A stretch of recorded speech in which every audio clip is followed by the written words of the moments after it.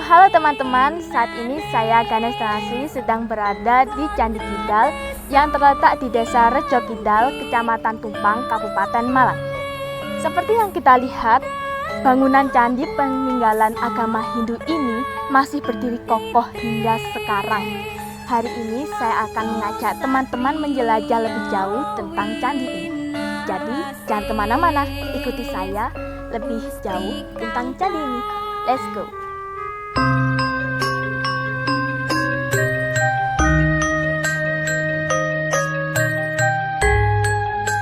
Candi ini dibangun pada 1248 Masehi yang bertepatan dengan berakhirnya upacara Cerada untuk menghormati Raja Anusapati.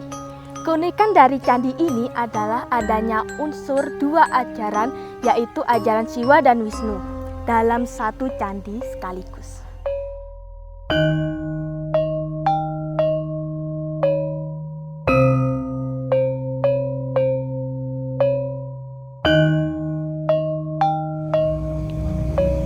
Bangunan candi seluruhnya terbuat dari batu andesit dengan puncaknya yang berbentuk persegi datar.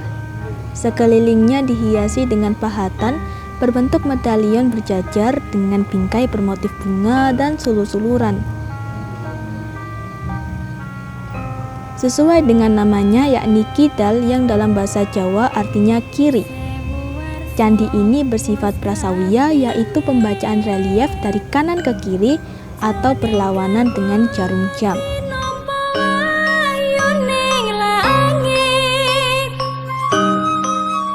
Relief pada candi ini bercerita tentang kisah Garuda, yaitu manusia setengah burung Garuda yang berhasil membebaskan ibunya dari perbudakan dengan tebusan air suci Amerta.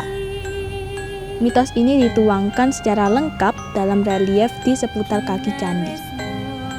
Konon, relief mitos Garuda ini dibuat untuk memenuhi amanah Anusapati yang ingin mengenang Kendedes, ibunya tercinta.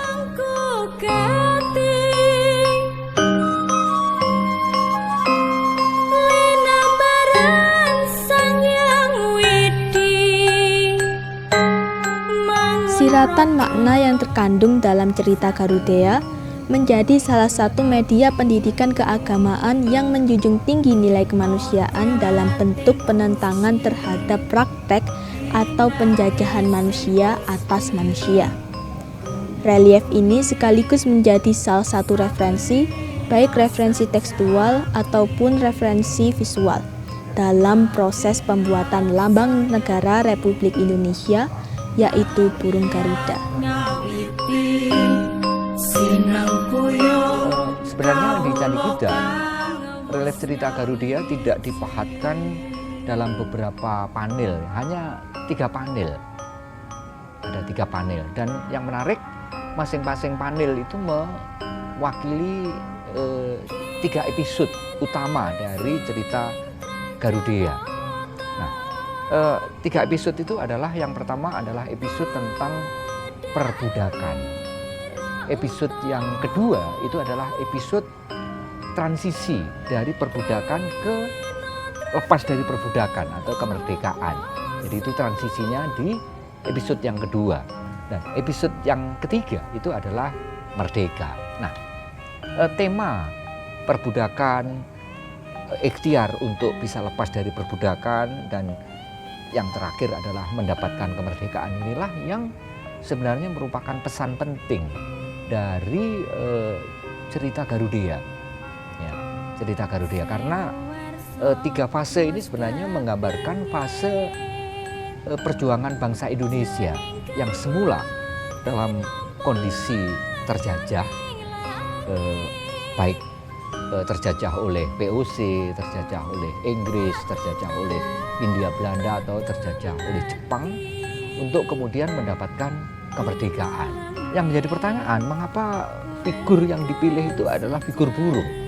Burung besar, burung perkasa, yang kemudian disebut dengan burung Garuda.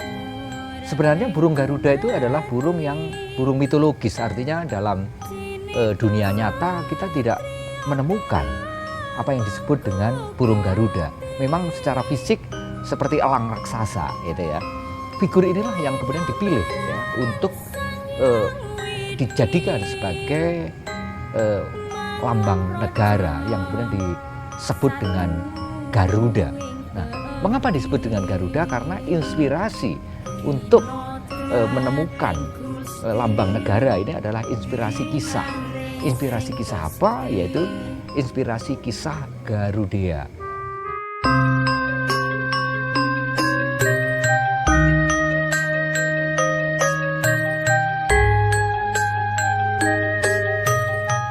Indonesia memiliki banyak wisata sejarah berupa candi yang beberapa di antaranya jarang diketahui atau bahkan jarang dikunjungi masyarakat. Hal ini sangatlah mengkhawatirkan, mengingat tugas kita sebagai warga negara yang baik, terutama generasi muda, adalah menjaga dan melestarikan warisan budaya leluhurnya. Kita, generasi muda, adalah tongkat estafet sebagai generasi yang mewariskan pengetahuan tentang sejarah. Kelestarian budaya ada di pundak kita. Saya, Ganes Danasri, salam budaya Nusantara Jaya.